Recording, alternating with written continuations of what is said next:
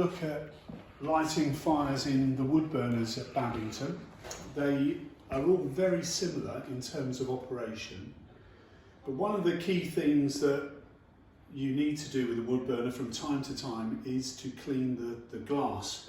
So we've had some fires going and the glass on both doors has become a bit smoked.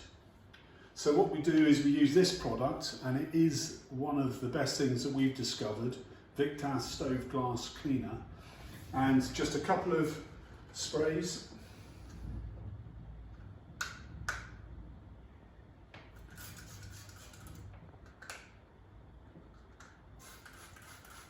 Golden mist. A bit of kitchen roll or blue roll will do it.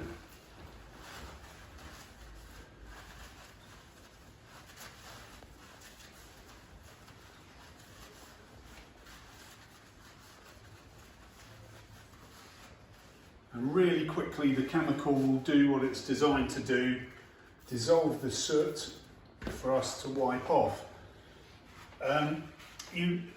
Obviously you can only do this when the stove is cold and the glass is cool, which it is right now. And obviously all that you want to do really with a glass door is see the wood burning, and that's why it's an important feature. It's a bit depressing looking at a stove where all the glass is smoked up.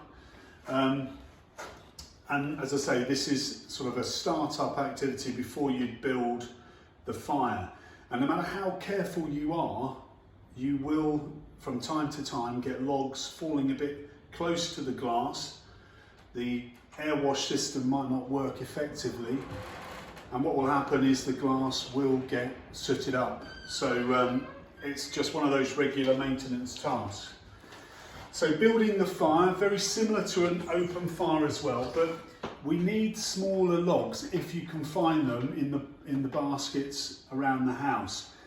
Just makes loading and starting easier, because the great depths in the wood burners are not quite as big as the open fires, so that just makes it easier. And we use the bigger logs to create a platform for our kindling to lean up against.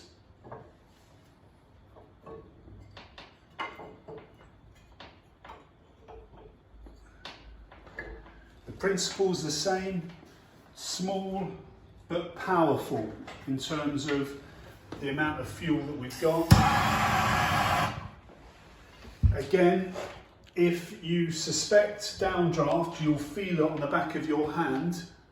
And again, you might need to pre-warm the flue.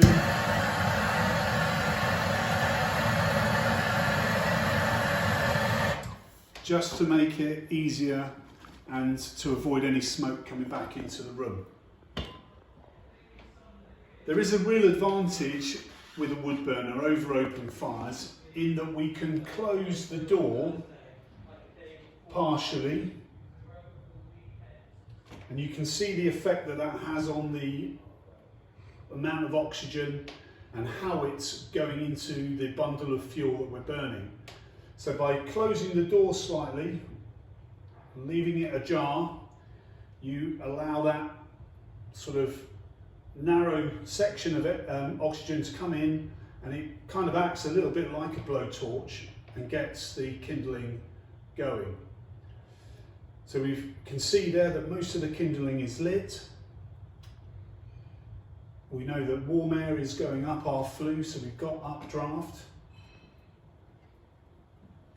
And you can see as soon as I open the doors, things calm down a little bit. And now I can put a bigger log on. Just be mindful that the logs on a couple of the stoves, it's much easier to put them in that way as opposed to that way.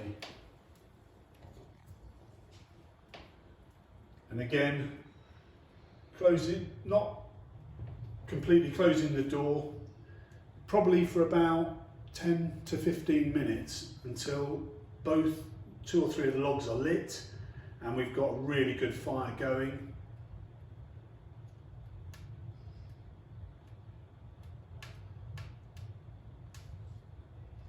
If you shut the doors too quickly, then there's more chance of the door glass getting covered with soot.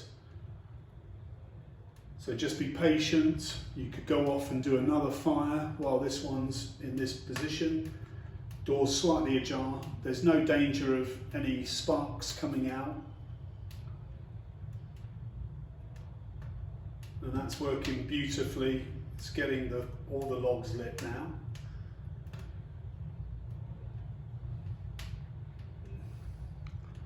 So I think this is sufficiently well lit now. I'm going to do this because we're making a video, but we're going to close the doors a little bit early, but I don't think we're going to get any soot on the door because most of the fuel is towards the back of the chamber. And then we've got, on this particular stove, we've got some air intake vents which we can control.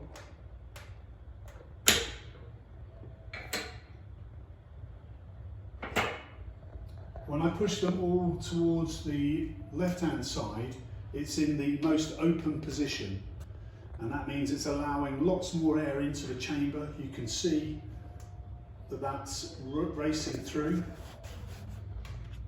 Once all the logs are lit and we need a bit more economical burn, we can reduce the amount of air coming into the chamber by closing those vents.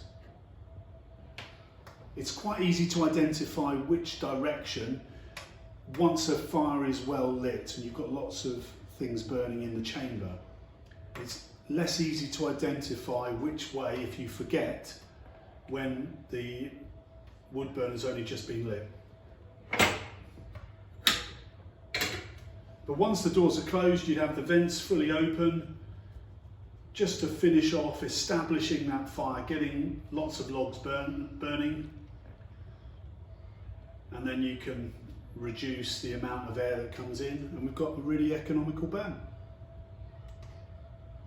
So it's the same principle for pretty much every wood burner in terms of lighting the fuel, keeping the door open, and just to show you again, from time to time you will need to empty the ash, which will drop through the grate.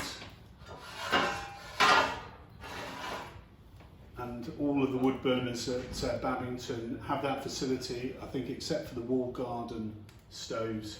It has this removable grate.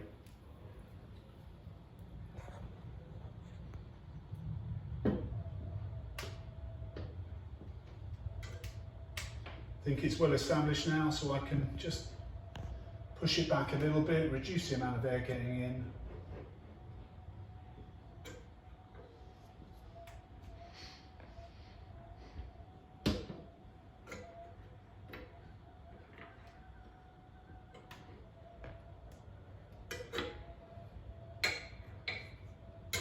You might hear a little bit of whistling, which is just the air rushing through between pieces of metal. We call it a reed effect, but it shouldn't be so loud that it's annoying.